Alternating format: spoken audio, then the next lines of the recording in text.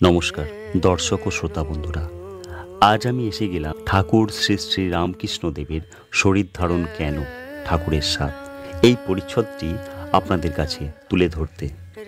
ঠাকুর কহিলেন, শরীরটা দুদিনের জন্য, তিনিই সত্য, শরীর এই আছে এই নাই। অনেক দিন হলো যখন পেটের ব্যামোতে বড় ভুগছি, হৃদে বললেন, মাকে একবার বলো না যাতে আরাম হয়। আমার রোগের জন্য বলতে লজ্জা হলো। বললুম, মা, সোসাইটিতে অর্থাৎ এশিয়াটিক সোসাইটিতে মানুষের হাড় স্কেলেটন দেখেছিলাম, তার দিয়ে জুড়ে জুড়ে মানুষের আকৃতি। মা, এই রকম করে শরীরটা একটু শক্ত করে দাও, তাহলে তোমার নাম গুণকীর্তন করব। বাঁচবার ইচ্ছা কেন? রাবণ বধের পর রাম লক্ষ্মণ লঙ্কায় প্রবেশ করলেন। রাবণের বাটিতে গিয়ে দেখলেন রাবণের মা নিকোষা পালিয়ে যাচ্ছে।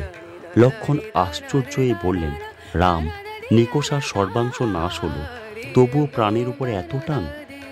নিকোষাকে কাছে ডাকিয়া রাম বললেন, তোমার ভয় নাই, তুমি কেন পালাচ্ছিলে?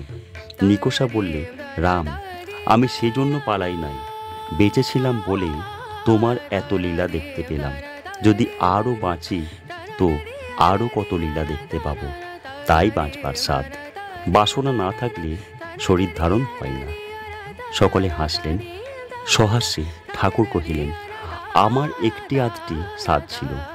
বলেছিলাম, মা, কামিনী কাঞ্চন ত্যাগীর সঙ্গ দাও, আর বলেছিলাম তোর জ্ঞানী ও ভক্তের সঙ্গ করব, তাই একটু শক্তি দে যাতে হাঁটতে পারি, এখানে ওখানে যেতে পারি। তা হাঁটবার শক্তি দিলে না কিন্তু। ত্রৈলোক্য হাসলেন। স্বাদ কি মিটেছে? ঠাকুর সহাস্যে কহিলেন, একটু বাকি আছে। সকলে হাসলেন। শরীরটা দুদিনের জন্য। হাত যখন ভেঙে গেল, মাকে বললুম, মা, বড় লাগছে। তখন দেখিয়ে দিলে গাড়ি আর তার ইঞ্জিনিয়ার। গাড়ির একটা আধটা স্ক্রু আলগা হয়ে গেছে। ইঞ্জিনিয়ার যেরূপ গাড়ি চালাচ্ছে, গাড়ি সেই রূপ চলছে। নিজের কোনো ক্ষমতা নাই। তবে দেহের যত্ন করি কেন?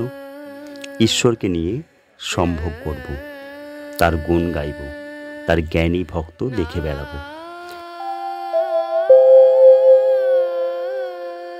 এই ছিল আজকের কাহিনী। এই রকম আরও অনেক গল্প কাহিনী পেতে হলে আমার ছোট্ট চ্যানেলটিকে সাবস্ক্রাইব করে পাশের বেল আইকনটি অল করে আমার সাথে থাকবেন। আর ভিডিওটি যদি ভালো লেগে থাকে তাহলে নিচে একটি লাইক কমেন্ট অবশ্যই করে যাবেন। ঠাকুরের আশীর্বাদে সকলে খুব ভালো থাকবেন, সুস্থ থাকবেন, আনন্দে থাকবেন, এই শুভকামনা নিয়ে আজকের মতো এখানেই শেষ করছি। নমস্কার।